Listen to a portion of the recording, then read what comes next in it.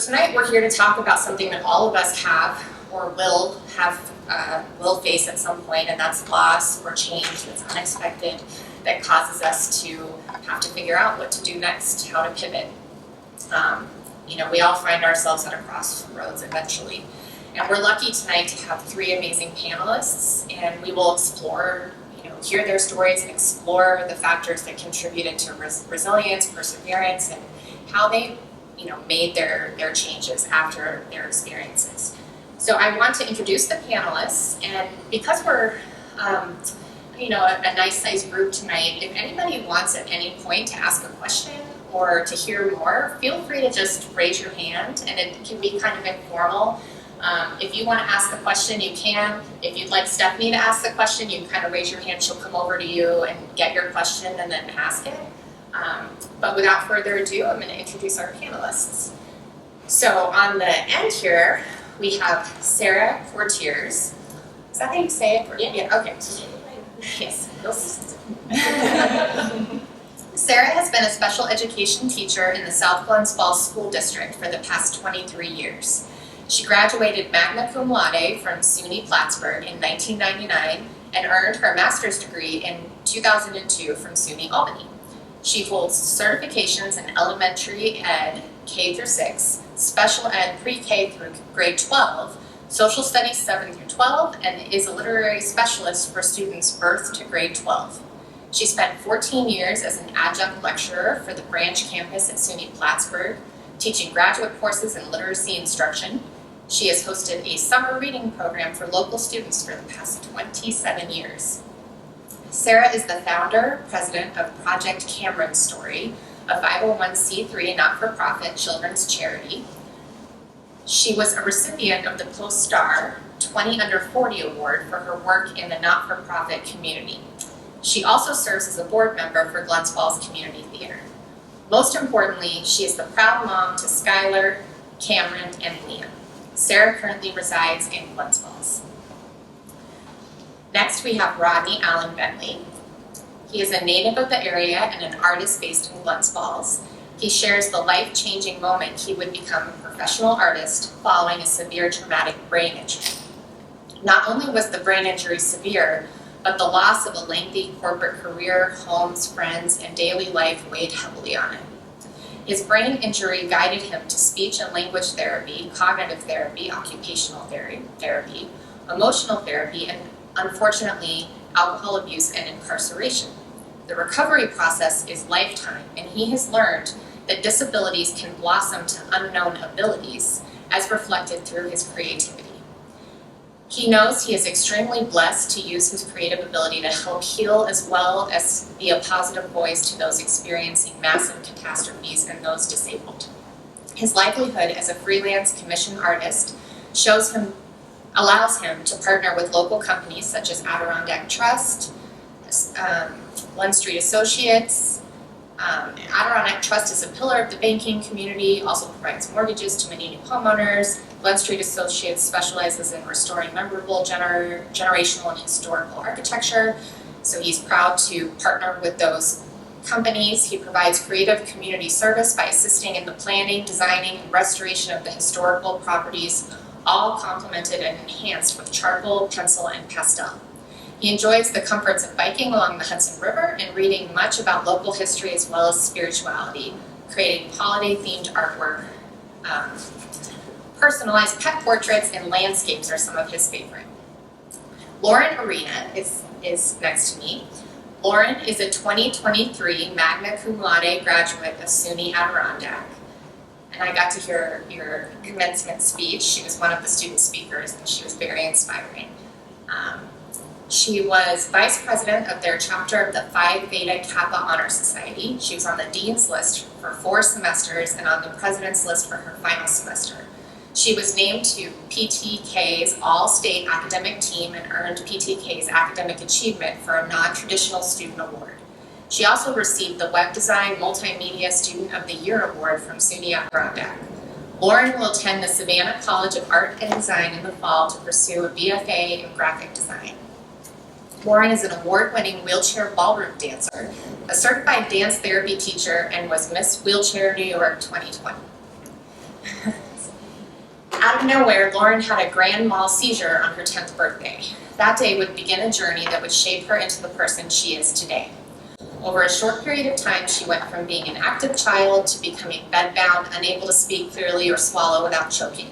In November 2014, she was diagnosed with a very rare epileptic condition known as MEEK, which causes constant involuntary twitches of muscles and sometimes seizures. She is one of 20 known cases worldwide and the first one diagnosed in the United States.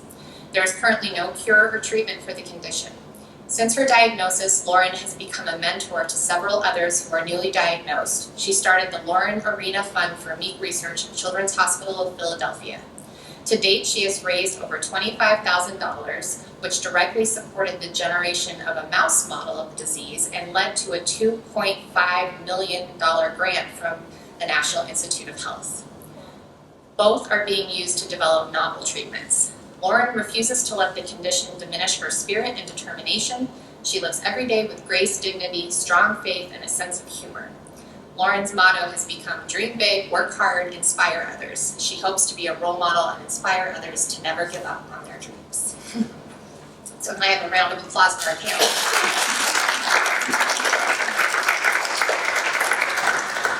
All right, so we're going to jump right into our discussion. And my first question for you, and I've hinted at some of this, but in your bios, but feel free to jump in wherever you want. So, can you tell us about the event that changed the direction of your life?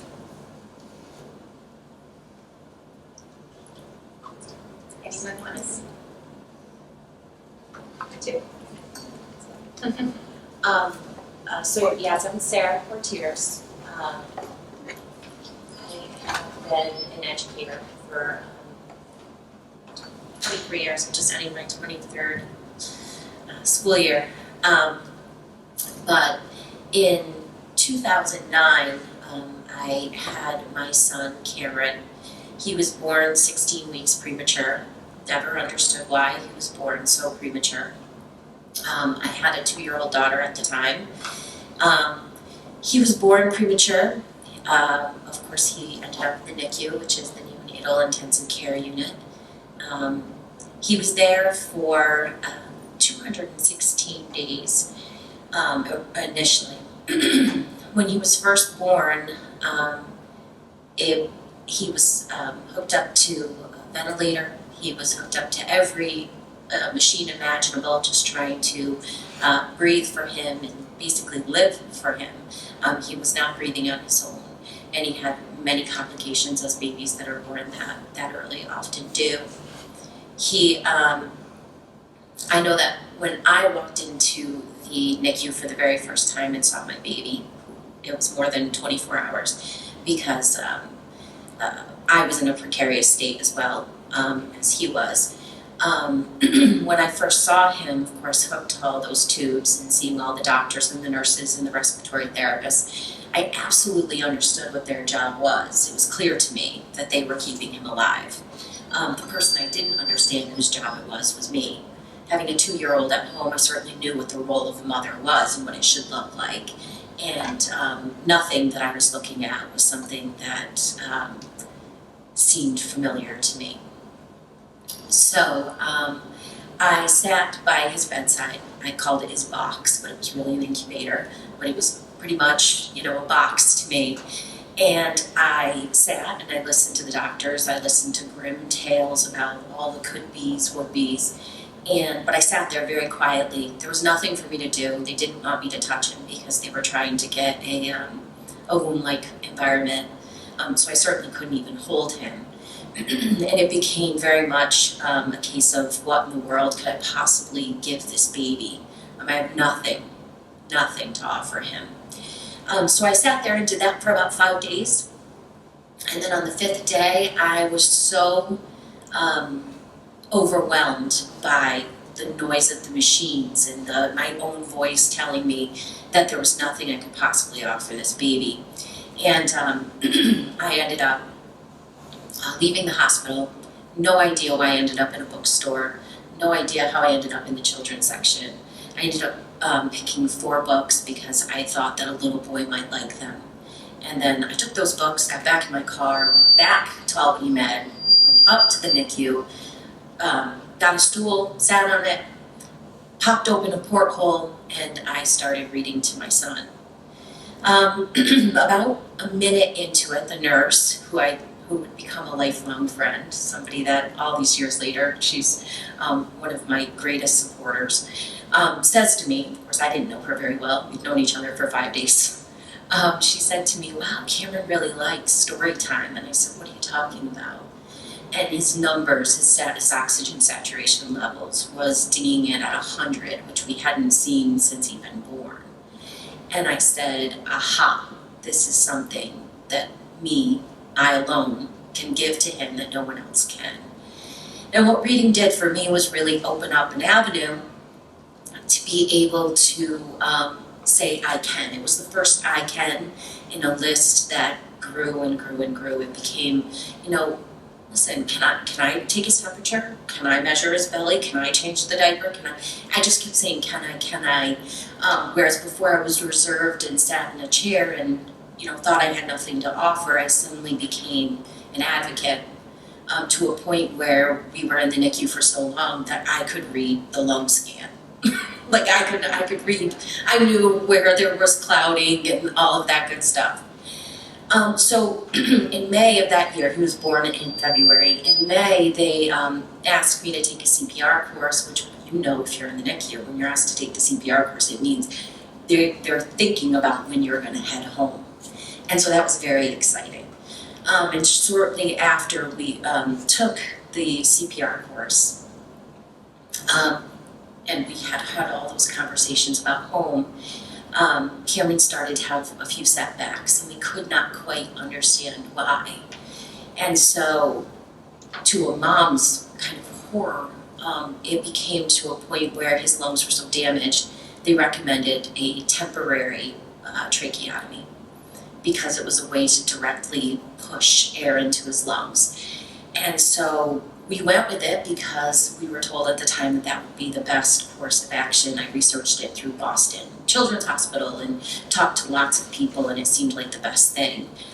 So we had that done, and little did we know, just about 5 days later, they came back, and it turns out he has what they consider to be a terminal disease related to his premature birth that we did not know about. They said that it would likely be terminal. He had less than a 1% chance of survival, and that we would never be able to take him home, ever.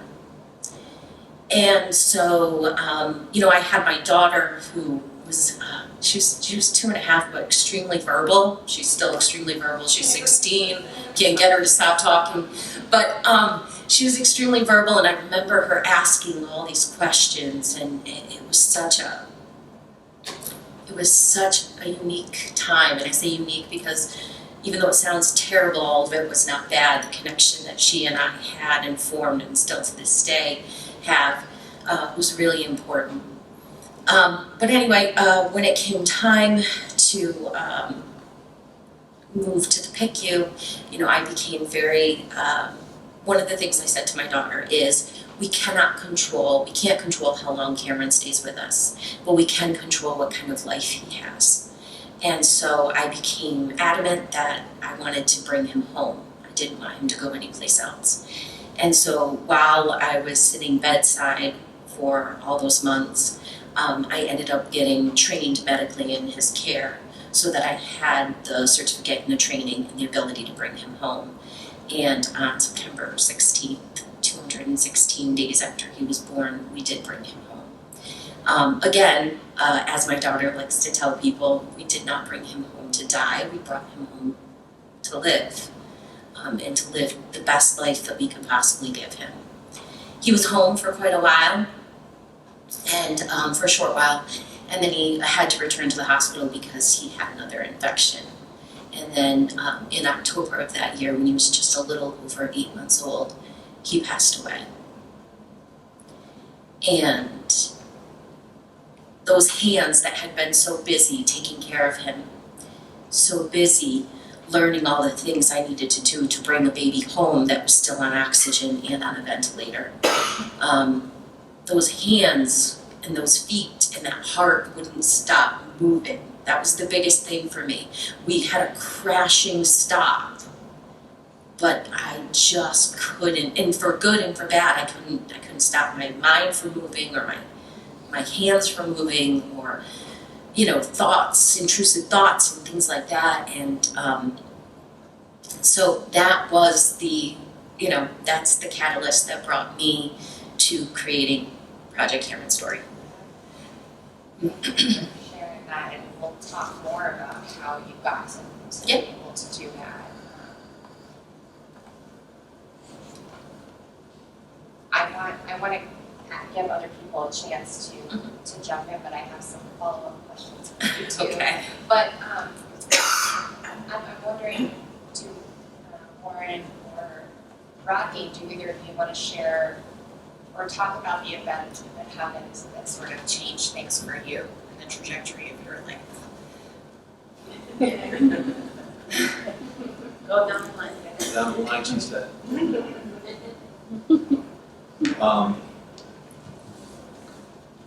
Thank you for being here, everyone that's here. Thank you, Mom. She's in the back. If I get a little emotional, that's just my personality, that's me. And my Aunt Mary from Texas. Yeah. And my sister, Michelle.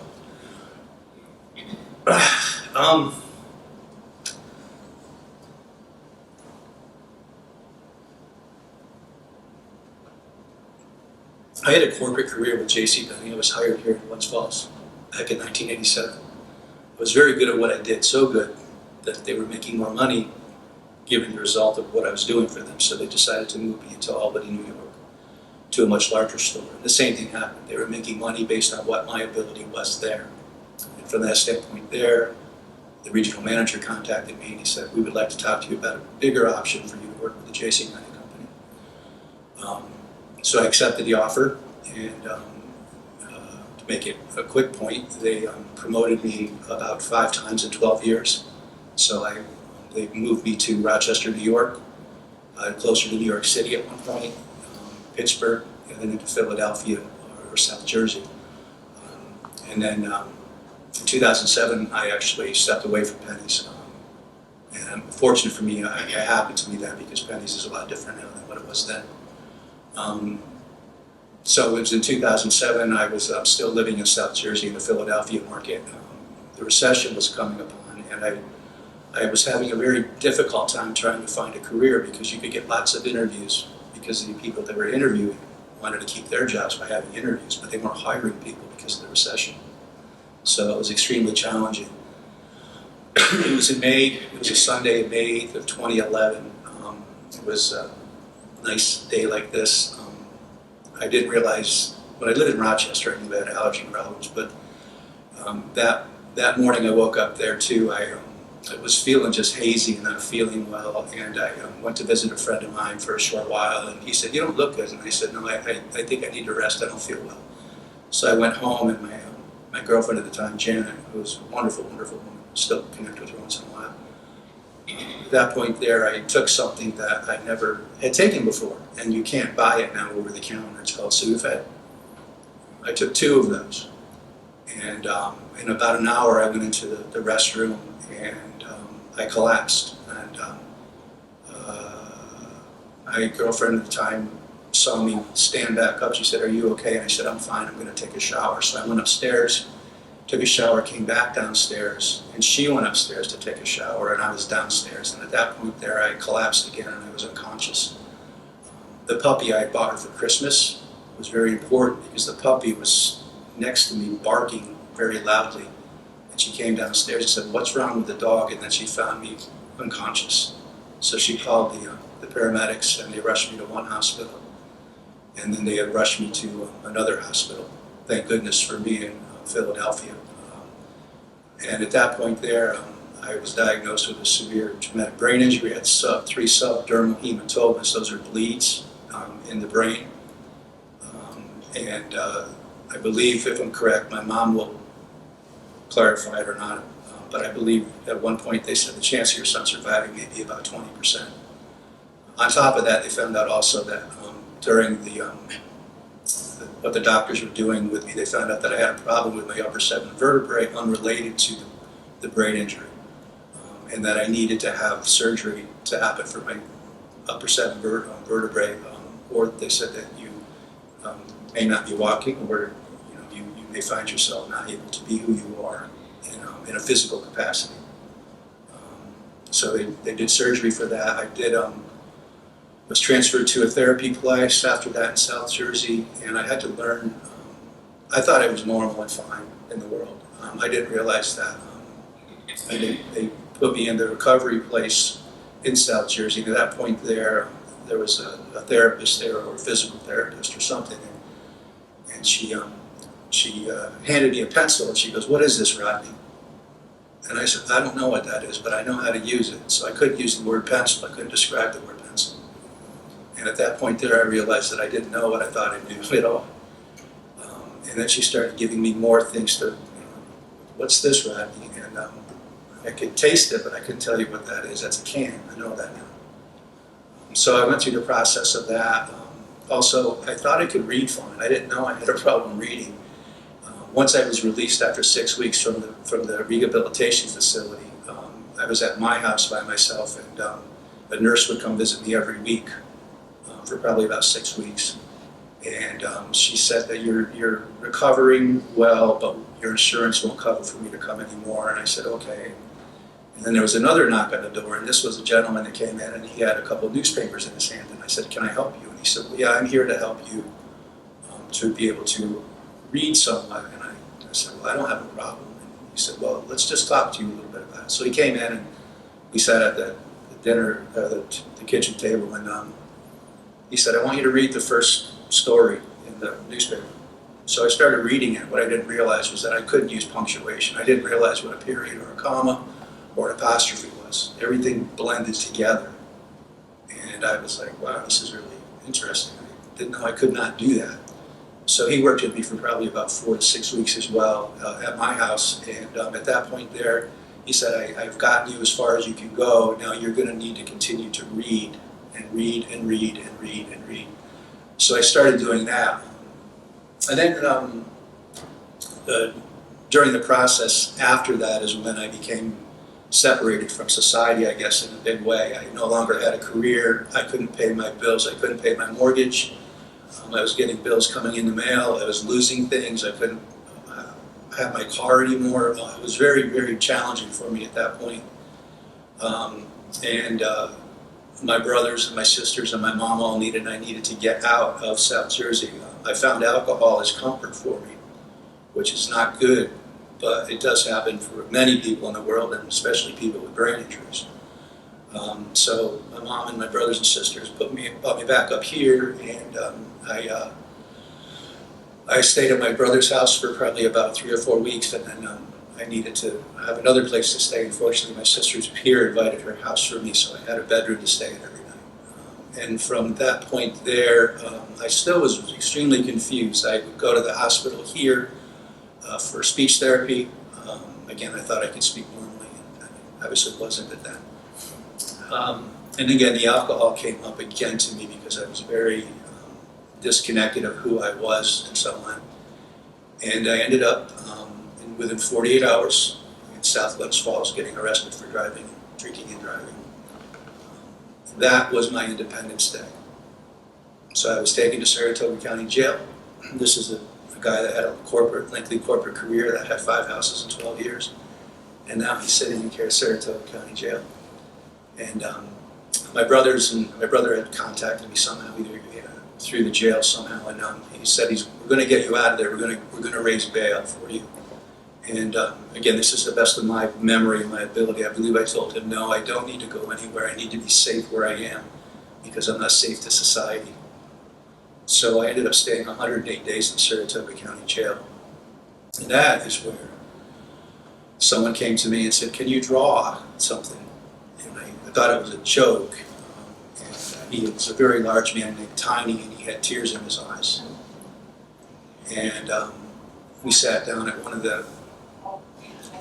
I was going to say, I want to hear more about your story, but I think you're jumping to the exciting part about how you pivoted, right? Okay. Yeah. Yes, I Yeah, agree. yeah. But, you know, it sounds like for you then the life event, there's two. There's the traumatic brain injury and then also the going to the county jail. Yeah. Yeah, those were the Thank you for yeah. corralling me. No, It's hard to stop. it's hard to stop. Yeah. You're going Story. Lauren, do you just, oh, yeah.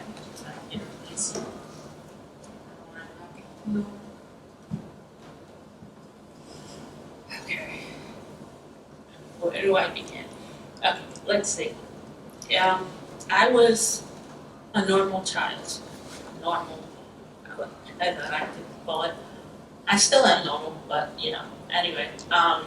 I was very active. I did karate, softball, lots of things, acting.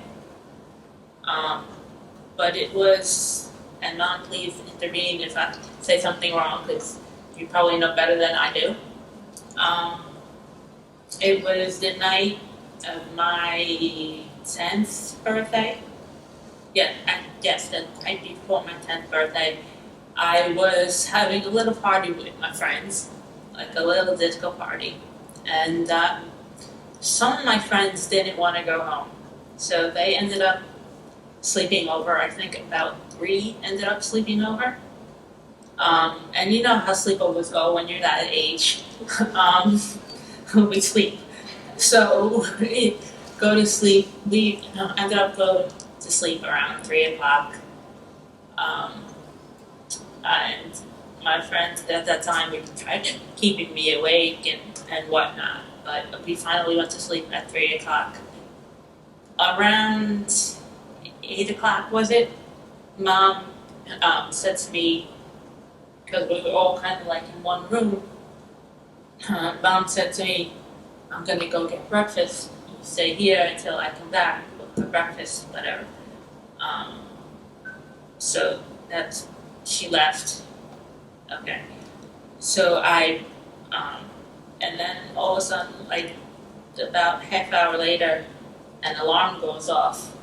And now to preface that, I had an alarm that was supposed to play music. And I had it set to play music, but I didn't know that one of my friends was playing with it the night before. I switched it to buzz.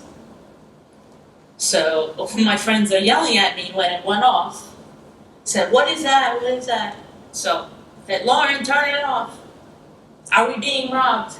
Okay, I said, "No, it's just the alarm." So it was like as far as from here to the chair in the so I went to like, I'll turn it off. I came back to the bed, because I'm now on the bed.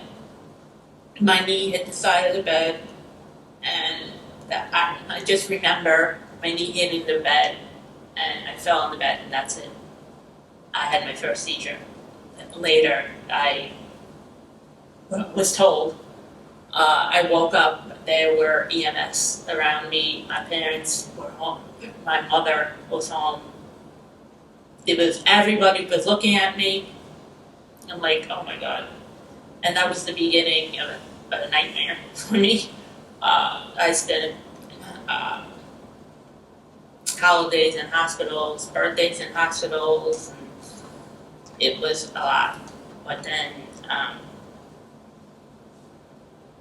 after that, we went to top hospitals. We went everywhere trying to get me, diagnosed. So the doctors misdiagnosed me, and they told me I had this terrible illness, which later on found out I didn't have. So I guess I'm grateful for that. But being misdiagnosed, being poked with needles, being like a pincushion, it's not fun. But that's hopefully in the past now. And now, as of 9 years ago, in November 2014?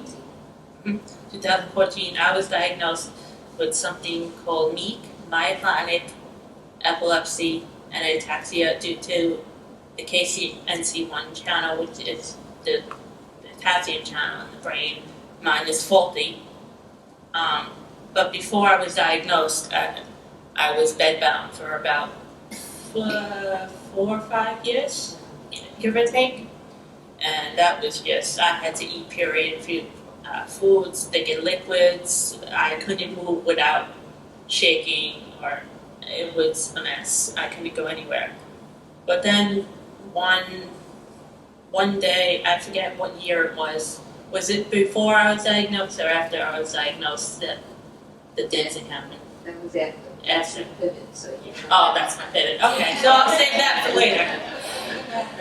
So it sounds like then the seizure was The seizure. was the first incident First, isn't it? Yes. that started you on this long process of trying to figure Long out journey. even what it was, right? Right. Just to get an accurate diagnosis. Yes, because like I said, before that I was very active. Yeah. So, Very isolated. yes, yeah, go ahead. I was, She was very Very isolated once that happened to her. Lost most of her friends because she couldn't yes, really I do was anything, bullied a lot. I was, couldn't go anywhere, she just became bedbound, like she said, so. mhm, It was a very frightening journey because frightening, she yes. was the only one in the United States. That's what I was No one knew Right, anything right. about I the was, I illness. forgot to say that. I There was was nobody to talk to about it, no doctor knew anything about it, so it was a pretty scary time. was pretty You're scary. all But yes. Yeah. So my next question I wanted to ask, and anybody can jump in, is just, before you get to the part where you figured out how to move forward, what were those early stages like for you when you were first grappling with this thing that had happened to you? I don't know, anybody wants to, you don't have to go in order, but you can. I think I was denying it. Okay, go ahead. As I mentioned, I think I was denying what I thought I could do. I think that's my answer for that. Yeah, that makes sense. You were saying you thought you could read fine, and then you would find out, oh no, I'm not. I'm not fine. I don't need help. Yes, I guess I do, right? Yeah. And we know denial is a part of the stages of grief, I was right? just gonna say, I almost went through the 5 stages of grief. Grief, yeah, Thank you for saying that. yeah, Really, it's truly, it helps me understand that. yeah. It is. It's a normal reaction that a lot of people go through. I'm wondering if any of the rest of you experienced denial or any of the other things that we think of as the stages of grief in those early days. I think there was probably more denial before he passed away, once we got the terminal diagnosis, the denial of, what the outcome was going to be, how hard do you fight, how hard do you have him fight, do you take your cues from him, which is what we tried to do as best as we could. But immediately after he passed away, I remember feeling very isolated. I certainly did not know anybody who had lost a baby or a child, or at least they were so far removed that I didn't feel like, and there certainly is no book for it. I was also dealing with a 3-year-old who had been to see her brother every single day, and who was taking opportunities shortly thereafter to come out and demand that I take her to see him, which is difficult, trying to explain that to her as she demands, then let's take an airplane. Why can't we take an airplane? She had all these great negotiations. I think she was going through some form of grief because, again, she was trying to make it make sense. I do know that, the idea, I very much just wanted to crawl under the covers and kind of just stay there. But she was probably one of the biggest catalysts that pulled me out because, of course, when you're 3 years old, when your mom is in bed and I wake up and I see 2 beady eyes staring at me, yes, she cares that you're upset, but she doesn't. She wants breakfast. She wants you to come out and cuddle her. She wants you to be a mom. And so some people will say to me lots of times, "Oh, you're so lucky that you had one," as if I had one and I had a spare. But I always say, yes, I was very lucky, but not for the reasons they think. Because of her, I didn't have a choice. And so that was one of the things, you know, and you can sit there and say, "Oh, you did have to," you really don't. I mean, those kids will pull you out of things, the same way Cameron pulled me out of some things. You know, it's okay to go and have a pity party in the restroom of the hospital because you got some bad news. But at some point, you gotta wipe those tears off, and I had to go back in and, you know what I mean, do a breathing treatment and put a 2-year-old to bed on a Chase lounge. And that was the reality. And sometimes, I mean, I think that those were some of the things that I was definitely going through. I had not expected to not only have to grieve, but deal with my child's little girl grief, which is different than an adult's because she has a different frame of reference and different world knowledge, but still really important nonetheless. So it sounds like it was in the early stages with a very lonely experience, and you kind of wanted to just not be in it, like just hide under the covers, like you said, but having to take care of your daughter. Right, she kept pulling me out. A lot of people laughed because, you know, Cameron passed away in October, and I went back to work at some point after he had passed, and I was teaching, and I taught, and I sort of kept it all together, and I kept looking towards the summer months, and I got really worried because I was like, what am I going to do? Because every day I get up, but every day I think, okay, as soon as June's here, I can really let go. I can do the stay in bed all day. And I kept looking at her thinking, she had just done 8 months of nothing but hospital visits and all of these other things. I can't do that to her. So I got out the Crandall Library schedule. I got out the Q Club schedule. And I scheduled us for every darn minute of every second of that summer vacation. Not because I wanted to, but because my personality type, I sign up and I pay for it, we're going. And that's what it became. And so it was really funny because everybody's like, what is she doing? Has she lost her mind? And really, honestly, it was the best thing I could have done at that. I didn't know it, but it was the best thing at the moment because I got up and lived, even when sometimes, you know, that was hard and it was tough. Lauren, I saw you kind of nodding a few times. Yeah. I agree. What was it like for you in the early stages? It was, like I said, all the stages of grief. I went through it all, but I would say anger was a big one. Like, why is this happening? Why me? Why does this have to happen now? What did I do wrong? Stuff like that. A lot of stuff like that went through my head, and it still does sometimes, but I'm learning how to get better at it. That's also a totally normal part of grieving, you know. And I think some people think the stages of grief, like you experience them sequentially and then you're done, but that's not how it works. I think most people know. Yeah. Hop in and out of different ones at different times. I think that word grief, I really never thought in that process, so it's extremely important we're talking about that. Because that was part of my recovery without knowing that I needed to connect with grief. And I am right now too, so thank you for that. So now you all did at some point go from those early stages to kind of finding a way forward. And for some of you that meant really drastically doing something totally new for you that maybe you wouldn't have imagined you were going to do in your life. And I'm wondering if you could share how you got there and what that was for you.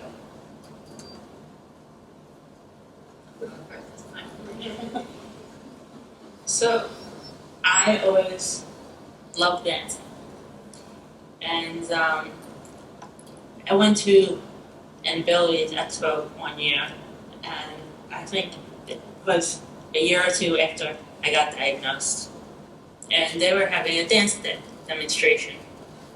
And that they were asking for volunteers to kind of dance along and follow them. Okay, so I said to Mom was venting. I said, I want to be a part of this. I love dancing. And I just try to do whatever I can, right? So I'm there, kind of bopping along to the music, and I guess, I went home that day. And then Mom got a call because we had left. Mom had left her number with them because like I said, I enjoyed dancing. I wanted to be a part of something like that. So, but we didn't think anything of it, a call or anything. But one of the instructors, she called and said, listen, your daughter has great rhythm, your daughter was great out there. We'd like to have her in this group to give her dance lessons. And then that's where it all started.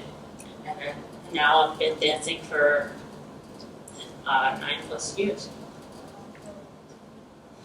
And you were Miss Cheer USA, is that related? It's good. No, Oh, not related. Not related, okay. Okay. So it sounds like that feeling, the rhythm, and the music is kind of what gave you a spark again. Music is very helpful in a lot of ways. Music and dance. Just let yourself go and feel the music. What about Sarah? Do you want to talk about what yours was? Sure.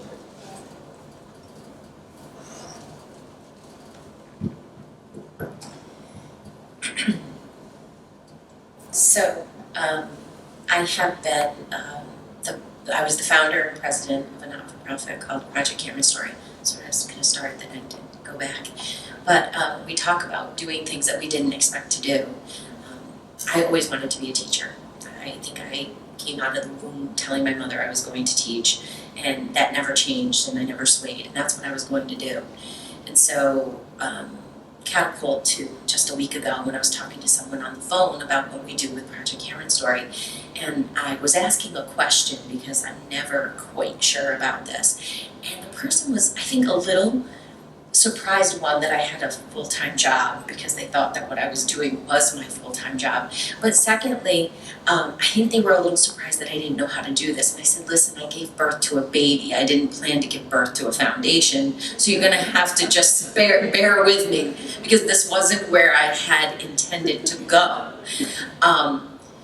So as I said, after Karen passed, I did have those times of isolation, sadness, being scared, being angry. I definitely identify with that. What possibly could I have done or this baby have done to, to deserve this? But shortly after he passed away, when we were doing funeral arrangements, I thought, I don't want a bunch of flowers. They're not. They just weren't congruent with how I felt things should go. And I remembered, one of the ways that it was 5.5 weeks before I was able to even hold Cameron in my arms. So we had to find a way to bond. And those books and reading to him became that way that I bonded with him. So I remember as we were preparing for his wake and his funeral, he said, if people want to bring something, then they should bring a brand new book. And we'll donate them to Albany Med. And all of those people who feel like they're going and sitting next to a box, which is what I did for 5 days, now this will give them an avenue for something to do. And we did that. We had a huge outpouring. And I was contacted by someone from Albany Med that said, called to check on me, which was nice. We'd established a rapport after, 8 months in the hospital with him. And they just said how much the books had affected the NICU and kind of just changed the whole atmosphere. And I thought that was really very interesting. And so it was, he died on October 20th. And on November 7th, I filled out the paperwork to become a not-for-profit charity. And my plan was that I was going to give brand new children's books to families that were in the hospital so that when a baby was born too sick or too soon and their parents couldn't hold them or touch them, they could begin the bonding process by reading to them. And so we are now in 19 of the largest hospitals in New York State. Every single baby who ends up in the NICU gets a book. It's very interesting. If I can just share one other part of this, is that about 2.5 years after Cameron passed away, I got pregnant again, and I had my son, Liam. And when we found out, we had the doctor's blessing to, have another one. We did not know why everything went awry with Cameron, but because of the complicated C-section I had, we knew that we would not be able to carry Liam to term. He was only going to be able to go until about 36 weeks. And I got just a smidge less than that, gave birth to him. He ended up in the NICU simply because he needed to learn to eat. It was the most peaceful, blissful, boring NICU stay I had ever had. He was there for 10 days. But the reason why I tell the story is when I went up to the NICU to see him, here it was, another baby I couldn't have in my room. When I went up to the NICU to see him, I expected to see what I saw when I went up to see Cameron. I expected to see all the boxes and either absent parents or parents who were sitting there like scared. That's not what I saw. When I walked in, and of course this is 2.5 years after we started the foundation, I saw moms and dads reading to their babies. I saw books underneath the isolettes, like bookshelves. I mean, Project Cameron Story, you get maybe 2 or 3 books. These parents were bringing books in, and it became such a way to connect. And so, certainly, there's 2 things. People think because of Project Cameron Story, either I'm always sad or I'm great and everything's perfectly fine. Neither one of those is true. It's a process. It's a process I work through all the time. It's the same thing when I had Liam. There was definitely the idea that, okay, she had another baby, we're good. No, Cameron is unique. He was his own person. Having another baby was joyful, but it didn't erase, the pain that we felt. But my catalyst was definitely those first 5 days when I sat there staring at a box. When I looked around and I heard nurses that probably didn't mean to sound judgmental saying, I wonder where so-and-so's parents are. I had talked to so-and-so's parent of that baby, and I knew where they were.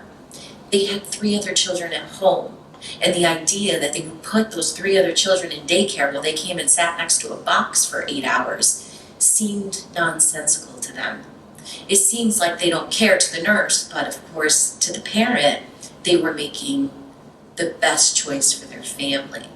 And so giving them an avenue of giving them something to do was the way I tried to pay homage to Cameron's life certainly, but also to help and affect some change. Because the benefits to the baby are important, but the benefits to the parents. And I always say when the nurse says, well, my patient is the baby. So your patient is the baby, but those parents are taking him home. So you have to treat them too. You have to. So.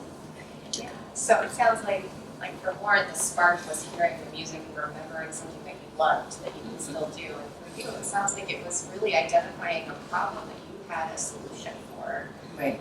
And that you could share with others. And that sounds like the spark that kind of moved you forward with Project Cameron Story. Definitely. Because it was the one thing I could do in the absence of everything else. I couldn't do, and it was how I had found my footing and found my place, which is so important, especially. I mean, all moms, because it's rough those first couple of days, even if you get to take them home, you know what I mean, right away. But definitely for moms who are in an intensive care unit and not sure how things are going to work out, the uncertainty. And Robbie, I know you started to say that someone had asked you if you had drawn or knew how to draw. Yeah, I tend to make it the way I tend to tell the story about me being incarcerated was a fun one. We're talking about grief here, and I've never really mentioned this before, but somehow I was given a Bible when I was in was incarcerated. It was my mother or my aunts, I don't know, or if it was just there. But I remember I was in my cell, and I remember kneeling down and I was weeping. And I was asking, what am I here to do? Please, provide me something. And I think it was the next morning was when someone approached me, a guy named Tiny, and said, hey, can you draw? So I don't want to go too far, just direct me to where I'm going. Oh no, keep telling the story. This is about, how did you pivot? What took you to it? Yeah, so that was the pivot point. Probably actually was the prayer while I was weeping. And then the next morning, I would get up earlier before any inmates, and I would mop the floors. And I remember that morning is when the Tiny came over, and he had tears in his eyes, and he's a really large man, and he said, "Can you draw something?" And I thought he was joking. He asked me if he could draw a dragon. And I said, I don't know. Now I remember in high school I had done some art stuff, but it's been a long time after that. And that's when he provided a pencil, or the guards did, and a piece of paper, and I drew the dragon. And it was at that moment there that other inmates saw me creating artwork too.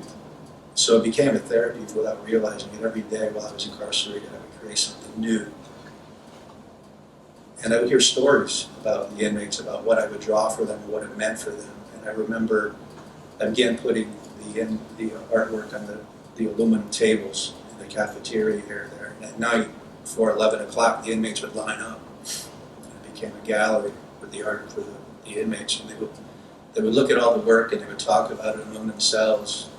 And then on occasion, I would say, well, why did you draw that piece? And the one inmate said, well, that's because I'm going to commit suicide once I leave, because my wife is leaving me. I lost my child and my job and whatever else. And when he asked me to draw, what I did, it was a headstone with roses over a beautiful lake, and he wanted me to draw a beautiful birch tree in there as well too. So all those pieces of artwork that I created while I was incarcerated are still not been released to the public, and I think in the future, at some point they will, because there's a story behind each piece for me.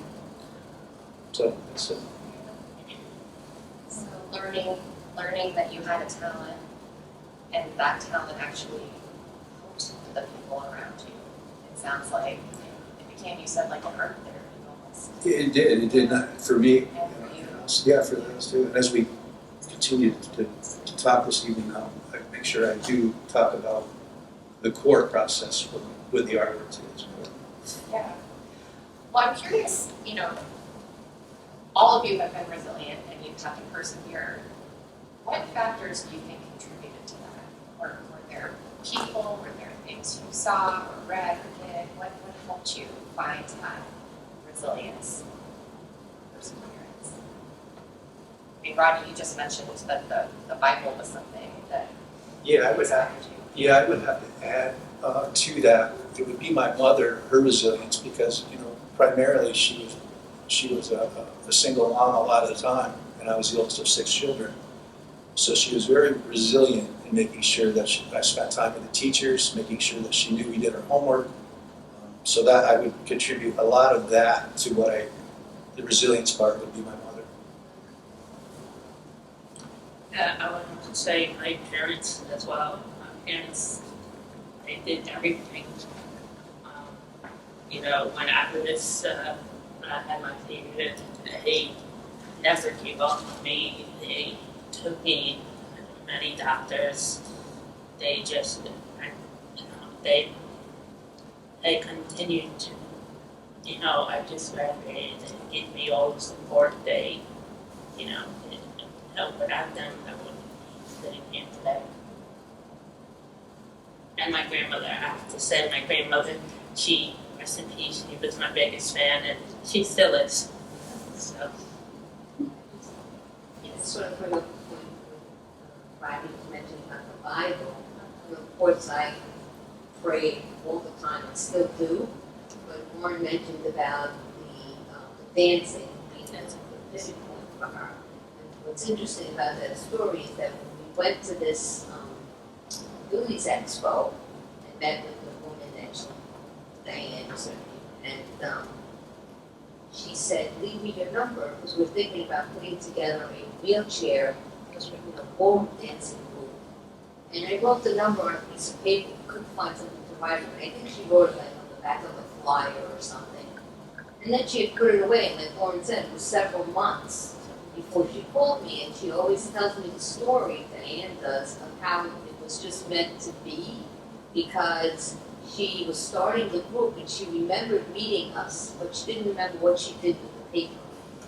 So she couldn't find the number or anything. And she said one day she was just going through like papers in her house and the paper fell out onto the table. And that's how she saw, and she called me that night. She said, I don't know, maybe you probably think I'm crazy, but, and I was like, no, I said, this came, I came, she told me the story about how out of the blue, the paper just kind of fell onto the table. And I really believe that it was all a part of God's plan for Warren. Because the dancing, like you said, is what set her then on the trajectory to getting out of bed. And, it was a very slow and arduous process. She didn't all of a sudden become a champion ballroom dancer, but eventually she did, and now she's actually a para dance sport athlete, and she forgot to mention, and is hoping to compete. Like I said, she knows one man. I'm trying to go from God, one day. But yes, God, first and foremost, God and my parents have a lot to do with my success. And I'll say later on, Susie Adirondack has a lot to do with my success. A lot. The faculty, I made a lot of friends there. And that's how I got here. So, Sense of belonging. sense of belonging, exactly. And Sarah, you talked about, even about your daughter being a motivator. Yes, definitely.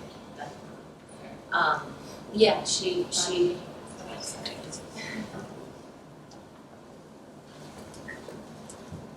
yes, my daughter was definitely, a catalyst because, like I said, it didn't give you a choice. Sometimes with grief you have to make, you make a choice or you don't make a choice. And in this case I didn't really have a choice. And so that was really an important strength. The other one, of course, is my dad. My dad, anybody who knows me knows that my dad has been my right-hand man in terms of when Kimber was in the hospital. And there was a point, a very small point before he came home in September, that as a teacher, I had a baby in the hospital and I had a 2.5-year-old and I had to go back to work because they were doing experimental therapies with him. And if I took any more time off, my insurance wouldn't cover it. And so for, I think it was 10 days, 14 days, I don't know. I would drop her off at daycare and I would go to work. I would work all day. I would go pick her. My father would come pick me up from work as if I was a little kid myself. And we would go pick my daughter up from daycare. And then I'd sit in the back and I'd play with her the whole time. And then when we got to the hospital, he would take her directly to the playroom to play with her so that I could go have one-on-one time with Cameron. And I would stay till very late at night. We would put her to bed on an old Chase lounge.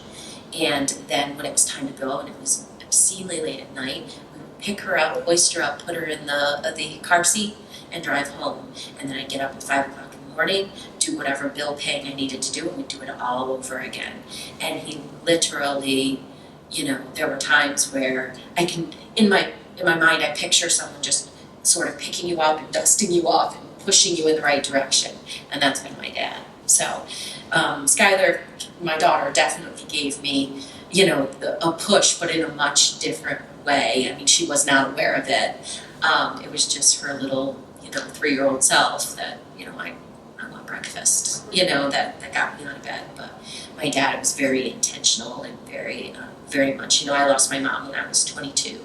And so my dad has done so many things that a mom would typically do. And this was just one of them. So everybody should have my dad in their life because he's good, real good. So it sounds like there were people who supported all of you, along with, it sounds like a sense of belonging, a sense of faith. I don't know if any of you are familiar with Viktor Frankl. He wrote a book called Man's Search for Meaning. He's a Holocaust survivor. And he said that we have to find meaning in suffering, otherwise we give up, right? We have to have some sense of purpose that propels us forward. Do you think that was true for you? Was there a sense of purpose or a meaning that inspired you to keep going? Absolutely, for me, And in retrospect, by all means, yeah, that needed to happen in order for me to do what I love to do, and share it. I would say for me as well, definitely it needed to happen. And to be what I am now. Everything up to this point had a purpose. So it all needed to happen, whether I knew it or not. so the sense of purpose was very important. It's very important.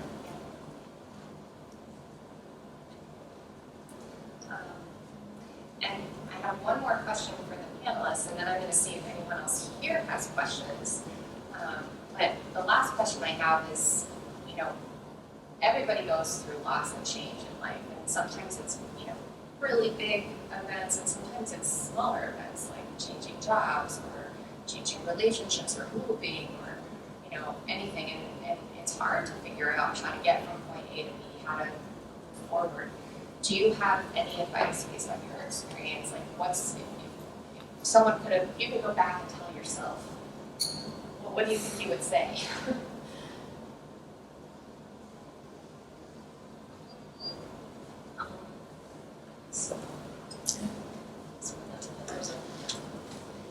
There's a few things I learned. I guess really the easy part was not that it was easy, but the simple one was the idea that don't let people rush grief. Don't let them tell you how to move through stages. But probably the most important one, and the one that I had to live by shortly thereafter, was the adage that you teach people how to treat you. And that was probably the biggest thing I had to do, because of course after a certain amount of time, family and friends who have been wonderful through the grieving process are ready for it to be over. They're done. They've closed the book on it. They're done. They're good. You know, but you're not. And so I really had to develop ways to teach people how to treat me. I think the time that I first learned that, or that I first, you know, it was like an epiphany, and I won't say that I never dealt with it again, but I certainly dealt with things differently after that. It was August. Cameron was in the PICU. My daughter, again, 2.5. And the Washington County Fair had come to town. And really we had not done anything with her all summer long. We'd just been hospital, and she had been with me the whole time. She had experienced everything. And I don't know who it was that said, why don't you go? You love the fair. Why don't you go to the fair? I can't go to the fair. Why don't you go to the fair? And so I was like, okay, we'll go to the fair. So we took my daughter to the fair. I called, checked on Cameron. He's in the PICU. He was not in great condition, but he was stable, and that was the life we were living. It was, I once told somebody, who was critical of something I did, I said, well, hopefully you'll never have to make the choices that I have to make, because none of them are really all that great. So I was with my daughter at the fair, and I had somebody walk up, and they just looked absolutely bewildered to see me there. And they're like, is Cameron out of the hospital? No, he's not out of the hospital. He's still in the hospital. Oh. And it was clear that they felt that I shouldn't be there. And it's trying to explain to somebody that, and I didn't have the fortitude at that moment to explain, like, listen, she's 2.5. Does she deserve a life? I know he deserves one, and we're there advocating for him all the time. But doesn't she deserve a trip to the fair, some cotton candy, and a ride on the carousel with her mom? Because that's all we're trying to do. And if you think this is an easy place to be when my mind is someplace else, it isn't. I went home that night and I was so completely devastated because my whole self-worth had been wrapped around being a good mom. And for someone to think that I wasn't, and I finally had to say to myself, I'm never going to let somebody do that again. I don't have to be mean, I don't have to be rude, but I will. And from there on, I got better and better at saying, no, I'm sorry, that's not how this is. And I took the time to, I wouldn't say correct them, but sort of make it so that they weren't so judgmental. Understand that there's a different frame of reference. Understand that you don't know the challenges that I face, just like I don't know the challenges you face. But that is the biggest thing that I would say is really work hard at teaching people how to treat you. Because 95% of the people weren't saying things to me to be rude or I'm sure that person didn't know that I went home and, sobbed because I felt like my self-worth as a mom had been, sort of judged. But it's really just such an important part of any process is to make sure that you're not allowing something to happen that you could help to mitigate. Because in the end, it made me stronger. It means that, Cameron would have turned 14 in February. And it means that it's not just his birthday that I can post a picture. I can post a picture anytime I want to.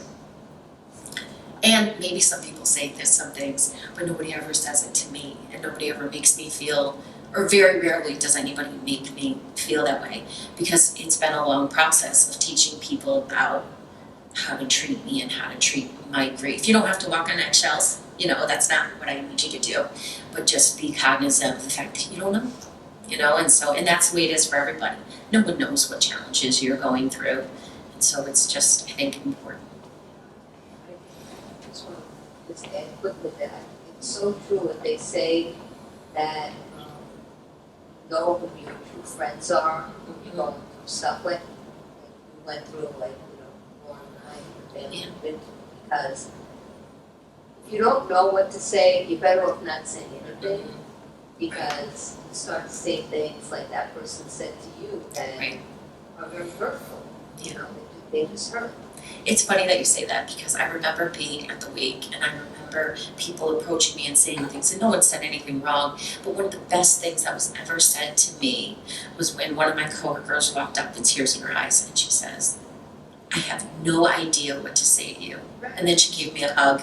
And I was like, well, just isn't that the truth? And I said back to her, I said, well, I have no idea what to say to you either. And it's the truth. We're two people who understand the gravity but have no idea what to say to each other. It's really true. It's very true. She gets comments all the time too that, you just say that? Right. You just say that. Yeah. It's like, so you just have to learn to let it go, because otherwise you get very angry. And you have to get the toxic people out of your life, because otherwise that becomes an issue too. So. Or get really good at setting boundaries, which is what you're talking about, Sarah. Right. And it's funny because, the psychologist Brene Brown, or the, researcher, some of you have probably heard of her, she says, what's the most generous assumption I can make in this situation when someone says something like that to you? And maybe the most generous assumption is this person is doing the best they can and they don't understand this situation. So it's my job, as you said, to teach them what isn't okay in terms of how to treat me. And Right. so it's like, well, your response was like a textbook of what she would say you should do. Right. So that's really good advice. Well, there's that meme going around where people, I don't know if anybody's ever seen it, like on a Facebook reel or something, where they say, okay, how can I say to my boss that I don't want to do extra work? And this woman gives you the best textbook way to say, I always imagine that in my head, because that's what I try to do without, you don't want to shame anybody, you don't want to put anybody down. Like I said, there are those 5% of people that are toxic, and you're right, getting them out or cutting that's fine. And the other 95% really just need, boundaries and information, because they just don't know. Maybe schooling. Yeah. Yeah. Schooling, like you said, you just have to teach them that. Yeah. Or teach them what won't be tolerated. The idea of don't ask me when I'm going to move on, or things like that, because to move on means that I leave my son behind. But to go on means I take him with me. So, Does anyone else have any advice they would share or things that they've learned along the way? Can you repeat the question? Oh, sure. And you don't have to answer if nothing's coming to you, but I was just saying that, we all go through periods where we don't know what to do, how to move forward. And I'm wondering, given what you've been through, is there any piece of advice that stands out to you? Even something you would have gone back and told yourself, here's something that would really make a difference. First of all, it's okay for anyone to grieve or go through anything. It's just okay. It's life. I'm sure everyone has different paths in life. You don't know what someone's going through walking down the street or whatever. So it's okay. And something I guess that I would go back and tell myself is that it's gonna be okay. You just have to stay positive and try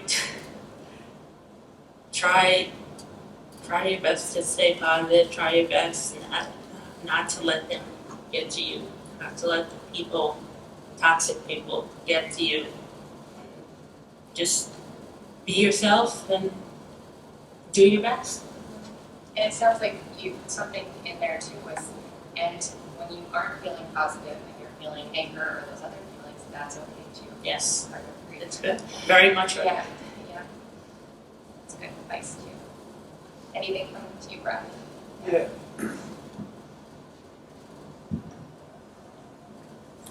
The two words combined together, just believe. I'm not sure when that came to me, but I know what I translated it to. If you're in the city of Glens Falls and you're going to a number of restaurants, there's a large painting I've done, and I've duplicated it, and it's in a lot of places here. And it says, just believe. It's an Adirondack theme, red, white, and blue. But on the top it says, I believe, and below it says Glens Falls. So when people see that, they may say, well, I believe in Glens Falls. That's great, I'm glad they see that. But truly, the two words, I believe, are what are out for the world, is what I presented there. So I don't speak about it to people. I just say thank you for your liking my work. I appreciate that. So that's the purpose of that piece. Does anybody out there have any questions or comments or anything you'd like to ask? I would just like to thank them all for sharing their stories. Very inspirational. Learned some new things. Yeah, I I think, mean, I think I have a question. After going through like a pretty unique tragedy, or not tragedy, does trying to overcome the more mundane problems that you're still going to have for the rest of your lives feel any different? Or does it just sort of feel like you still have to do tough stuff that life throws at you and doesn't instantly help? I see things in advance sometimes when people have life experiences. Sometimes, especially for me and for these people with the these wonderful people, is that what happened needed to happen in order for you to become who you are. And that's just the truth, and that's my experience.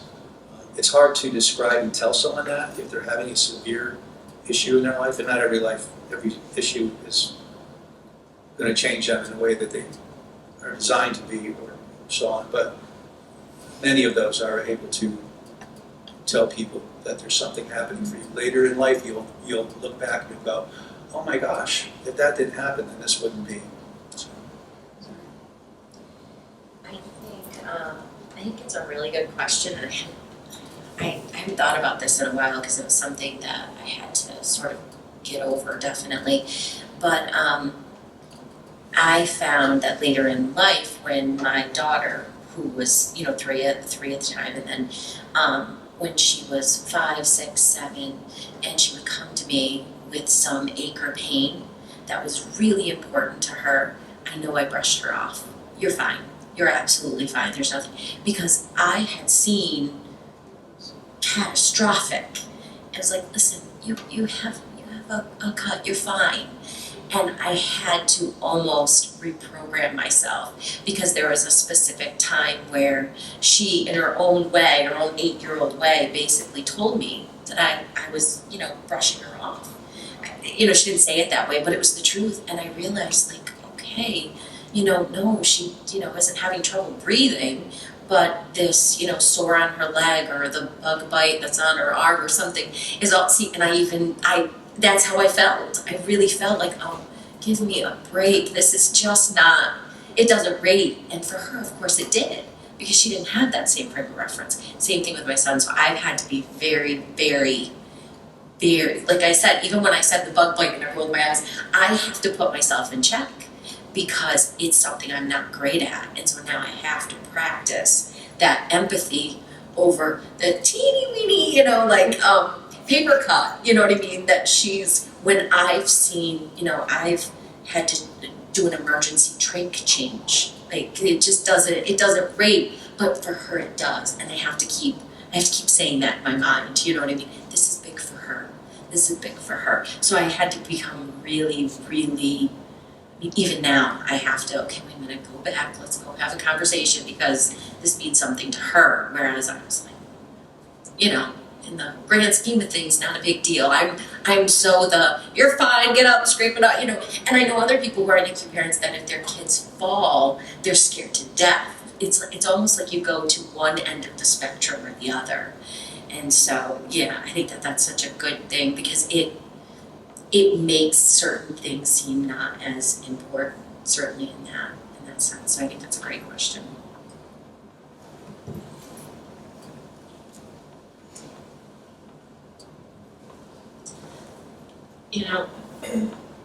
Sometimes I hear the question, would you go back and do it all again? And I don't know the answer. I don't, because there are some things I would like to do again. There are some things that I really like now. So I really don't know where I stand with that. Because I had to go through all this to be who I am today. So I really don't know if I would go back, because I like who I am now. Do I like being in the chair? But I do like my personality now, and without going through all that, I wouldn't be who I am today.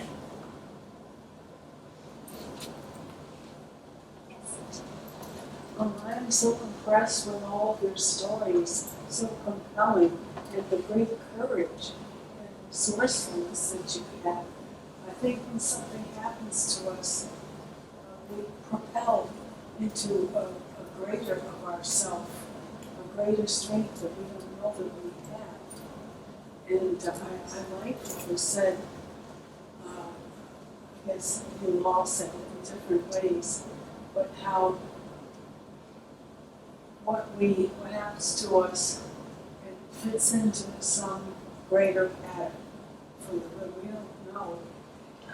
We touch people who we've helped. We could have saved lives and not even known about it. But I don't know if you're familiar with this book, The Shack.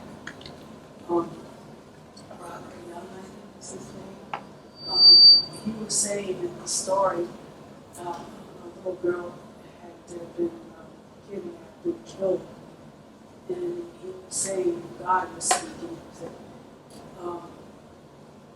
her story is yet to unfold. So listen, our life is forever. It's an ongoing process, and it does fit. Having that faith, that's a form of faith, and that can give great hope. And having all of us, we're not alone. Seeing humanity as a family, we're not alone. We all go through stuff. And I'm so glad to be here. You told me about you all. Thank you for this. Thank you. I think your stories are very inspiring, and people here are inspired, and we also have recorded this, so we will share it on YouTube and people will watch it. And I think it really matters that you're willing to share. Thank you very much. One more round of applause for everybody.